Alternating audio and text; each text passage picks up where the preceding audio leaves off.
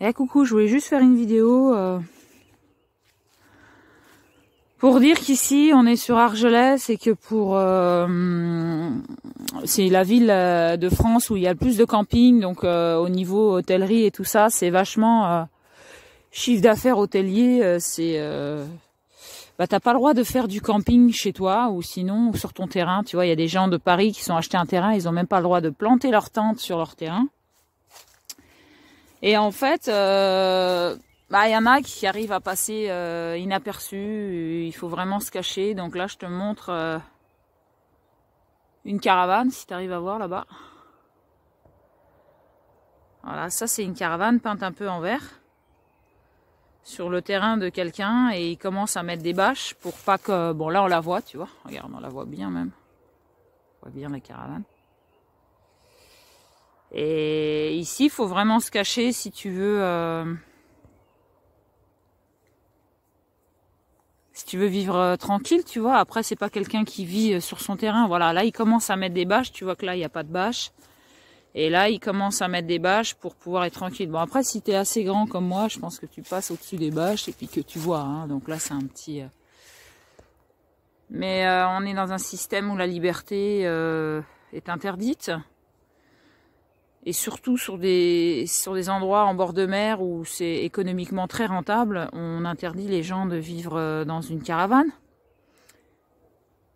Et puis, par exemple, si tu as une caravane sur un terrain et que tu as une maison à côté, on t'embête pas parce que justement, tu as une maison à côté. Hein.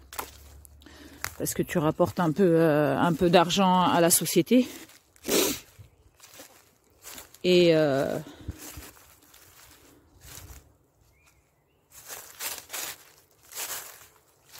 c'est intéressant de voir, d'observer ce que la société nous propose comme vérité, quoi. La vérité pécuniaire.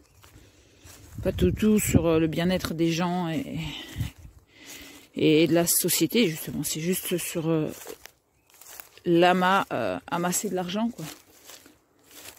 Et bien sûr, dans d'autres régions, c'est autorisé. Donc tant mieux, c'est bien que ça soit autorisé, qu'ils sont tranquilles sur leur terrain avec leur caravane. Après, si tu choisis de vivre au bord de mer, voilà. C'est un peu plus compliqué. Un peu plus...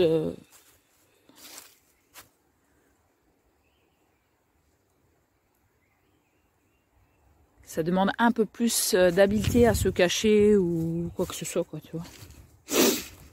Et c'est assez triste quand même d'avoir une société comme ça.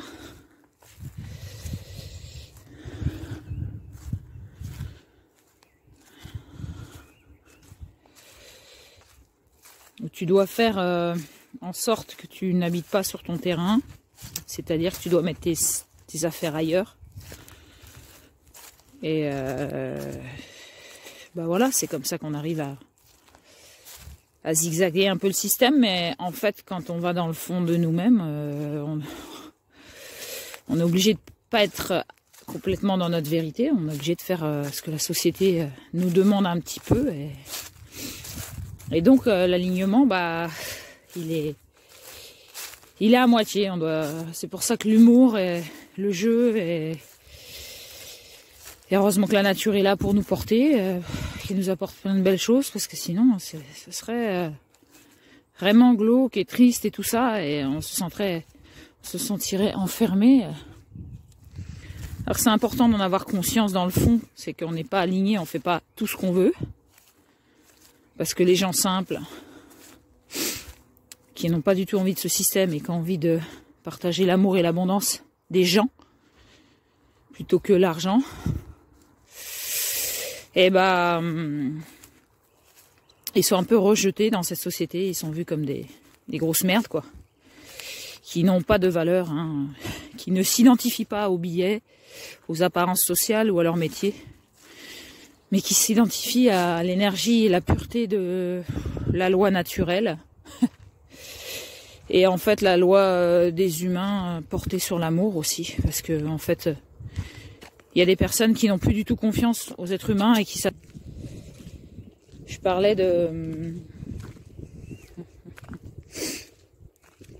que les humains, ils ont une facette sombre et une facette lumineuse, et que je ne reste pas sur la sombre. À me dire que je préfère les animaux que les êtres humains, ben non, j'ai envie de voir aussi le côté lumineux de l'être humain. Il n'y a pas que des êtres humains qui voient que l'argent, il y a des êtres humains qui voient l'amour en chacun. Et qui s'attachent à cette lumière et qui ne voient que ça. En fait, le fond de l'être humain, c'est l'amour. Le fond de toute chose, de tout ce qu'on vit, c'est l'amour. Et après, il y a la forme que prennent les choses en fonction de nos blessures, notre éducation, sur quoi on porte nos valeurs. Ça, c'est notre libre arbitre, notre vérité. Et des fois, la forme, elle prend des tournures glauques, mais en fait, on n'a qu'à la regarder, et cette facette-là, et se focaliser sur la lumière. Et je pense qu'on est tous là pour ça, et tous là pour transcender, et que justement cette ombre ait moins d'emprise sur nous. Et donc en fait, bah voilà, de focaliser sur la lumière, même si des fois, moi je vois des fois l'ombre, elle m'attrape, et je suis triste, et en fait je m'autorise à vivre cette tristesse. Je m'autorise à la sentir, je m'autorise à ce qu'elle existe en moi, et puis après elle prend moins d'ampleur, parce que si je la laisse pas me traverser, eh ben je vais la nier, je vais la fuir dans des comportements compulsifs ou qui vont m'éloigner de ma sensibilité, de moi-même, alors que je suis un être très sensible, et que si j'arrive à gérer cette sensibilité, eh ben c'est l'équilibre en fait. Je suis très sensible, je gère les choses.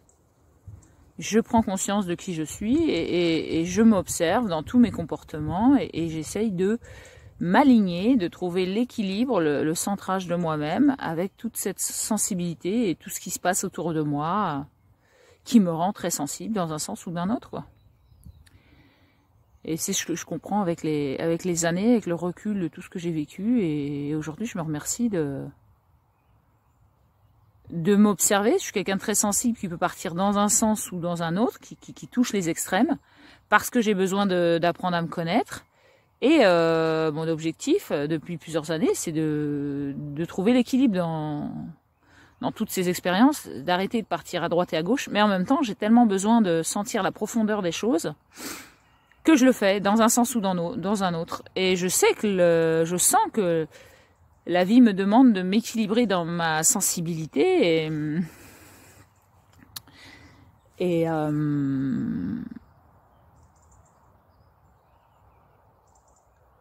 je mets l'intention et j'expérimente ce que j'ai à expérimenter dans l'instant présent, sans me juger, et en ayant pleine compassion vis-à-vis de moi-même, et en disant en permanence que je ne suis pas parfaite. Je vais vers ma perfection, je m'aime telle que je suis perfection, tout en n'étant pas parfaite. En fait, c'est l'acceptation de soi, c'est toutes les contradictions que j'ai en moi, que j'ai à apprécier qui je suis, et en fait je fais ça de plus en plus. Et en ce moment j'ai une période de tristesse, et que j'exprime, et que ça fait aussi du bien aux autres, parce que certaines personnes n'accueillent pas leur tristesse et n'apprécient pas ces moments-là. Et moi, en fait, je suis en train de dire aux autres, je suis triste. Je suis contente de contacter cette tristesse, parce que je peux la fuir ou ne pas la sentir, la nier et tout ça, avec des comportements de contrôle, en fait. Et en fait, là, je me laisse aller à cette tristesse, je la vois, et je la remercie. Je me remercie d'être sensible aux choses qu'il y a autour de moi, à montrer que ma vie, j'ai du mal à vivre ce que j'ai envie de vivre, parce que ce système monétaire est terrible et fracassant. Il tue des vies pour avoir de l'argent. Il tue des tribus, des patries, des nations pour avoir de l'argent. Ça fait des guerres pour avoir de l'argent. Donc, tu parles que nous, vivons de manière simple dans la nature, ce système-là a envie de nous écraser, quoi. Et quelquefois, ça peut être pesant. Et en ce moment, je suis en train de vivre une période pesante pour moi, parce que je ressens peut-être les 16 ans qu'on a vécu dans la nature, à se faire virer de terrain en terrain parce que c'est interdit, et que l'énergie va changer, nous allons être propriétaires, mais de toute façon, sur notre terrain, on ne peut pas vivre ce qu'on a envie de vivre, à moins d'être très discret. Donc, on a un peu plus d'impact vis-à-vis de l'extérieur, de cette société monétaire, d'être propriétaire. Mais en même temps, on ne peut pas faire ce qu'on veut sur notre terrain. Parce que la loi, c'est d'avoir une maison. Un tombeau sans lumière, où il fait très froid, il faut avoir de l'eau à l'intérieur, du chauffage, enfin tout enfermé, quoi, ce qui n'existe pas dans la nature en fait, parce que dans la nature, elle est tout le temps dehors, l'eau elle est en extérieur, c'est pas dans des tuyaux l'eau, c'est dans les rivières. Et la lumière, c'est la lumière naturelle, c'est pas non plus des artificiels, des trucs payants. Et ça, ce sont les lois humaines qui me rendent très triste. Et en fait, heureusement que la nature est là et je suis en connexion avec cette nature qui me porte vers ma source en fait. Et je fais des câlins aux arbres. Ils me réconfortent en fait. Plus que les lois monétaires. La loi monétaire en fait. Au bout du compte, c'est quoi? La politique, c'est de la monnaie aussi. Tout est monnaie quoi. Money, money, money. Et voilà, aujourd'hui je peux en parler, j'en rigole et tout, mais il y a quelques jours, j'étais j'étais triste quoi en fait. J'étais triste et j'ai des côtés tristes encore et voilà, ça va passer, c'est comme le climat, c'est des cycles et je les accueille en moi et je les remercie parce que de sentir cette tristesse-là, d'en être consciente, d'être vraiment en contact avec ça, ça va m'éviter de partir dans des excès compulsifs, que ce soit de nourriture ou je peux repartir dans le sport ou tout ça, tu vois, et en fait d'accueillir ma tristesse, de me sentir dans un état léthargique un peu, l'apathie ou tu vois, je vois bien que c'est... Et en fait, je crois que j'ai besoin de le vivre, ça, parce que... parce que c'est un grand pas vis-à-vis de moi-même et de ma sensibilité, en fait. Voilà. D'être tout le temps d'être avec les autres, de faire semblant, de ne pas être moi-même et de me conforter dans un schéma social, à manger, boire, rire et tout le temps dans un comportement comme ça, alors qu'en fait, j'ai envie d'être avec les arbres et de respirer cette nature, cette abondance, cette verdure, toutes ces couleurs, tous ces sons, et tout ce rythme-là, que je te montre depuis tout à l'heure, cette musique-là, ce rythme, ça me porte, et c'est ça qui m'appelle. Et c'est ça que je dois assumer, c'est cette sensibilité-là, même si ce monde d'humain ne me le propose pas dans cette société.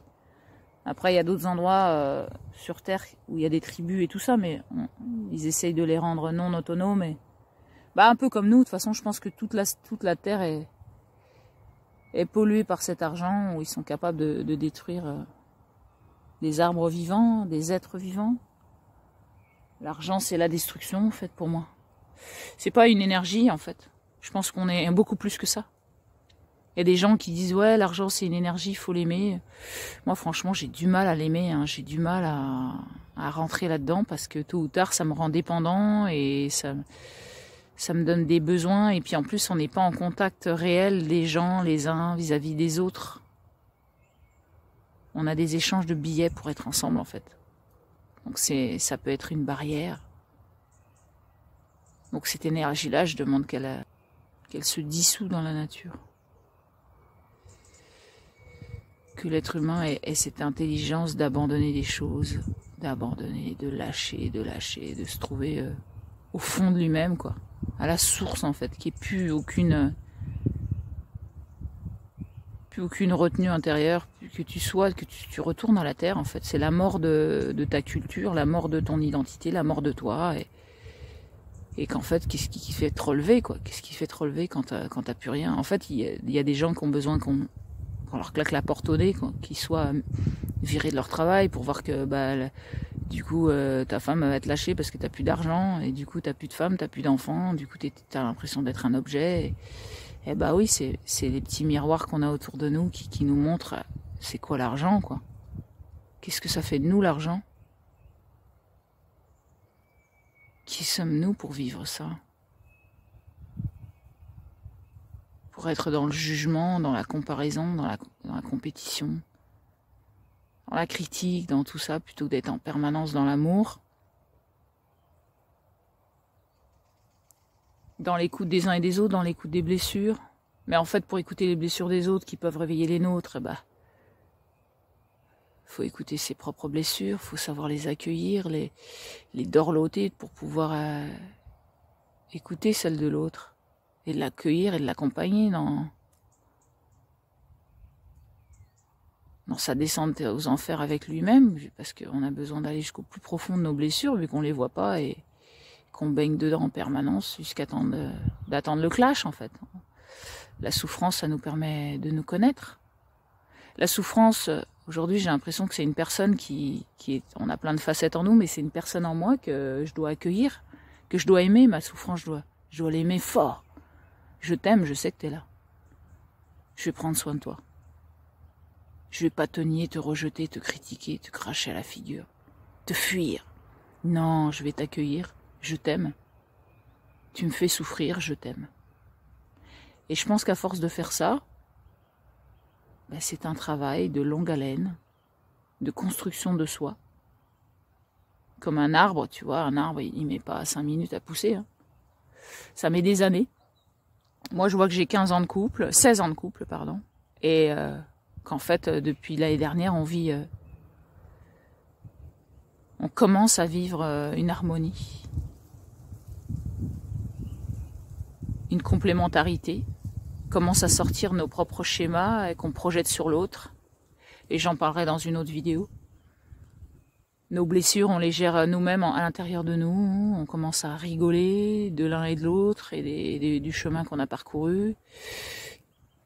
Voilà, j'ai envie de dire 15 ans. Pour dire qu'il peut m'arriver d'avoir des coups de blues. Que c'est très intéressant de pouvoir en parler.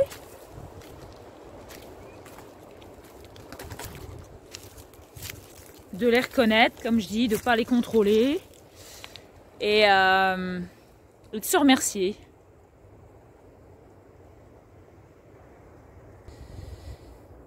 Et puis, même si ça peut paraître un peu bizarre à André, quand il a écouté le début de la vidéo et qu'il m'a dit « Oh là là, t'as l'air un peu déprimé », bah oui. Je suis contente de pouvoir un petit peu dire et sentir mes émotions par rapport à tout ce qu'on a vécu depuis 16 ans. Je pense que cette tristesse, elle n'est pas d'aujourd'hui. Elle date de tout ce que j'ai accumulé avec la police et qui nous a virés de chaque terrain et qu'on entend des personnes aussi parler de leur propre terrain ou qu'ils ont un brevet agricole avec qui mettent une serre, qui essayent de créer et de vivre sur leur terrain et qu'en fait la société elle leur permet pas, elle détruit tout avec un bulldozer et t'as pas le droit de vivre sur ton terrain. Voilà, donc je me remercie d'avoir des périodes de tristesse, de les reconnaître parce que je suis une contrôlante et je dois faire attention à cette blessure là, de vouloir contrôler et donc juste de laisser me traverser, laisser aller l'énergie, de la reconnaître, de lui dire que je l'aime et de la remercier d'exister parce que c'est ma sensibilité. De faire face, de ne pas la fuir, quoi. Voilà, c'était une petite vidéo sur ce sujet-là qui va un peu parler à pas mal de personnes, je pense. Que ce soit sur ta propre tristesse et ta souffrance, de savoir l'accueillir, de la remercier, de l'aimer. Et puis aussi sur cette société que je pense que dans le fond, on vit tous la même chose. Dans la forme, non, mais dans le fond, on a tous des endroits où la société nous impose des choses qu'en fait, notre cœur, notre âme nous dit non, non, non. Voilà. Plein d'amour à moi, plein d'amour à toi, plein d'amour à nous.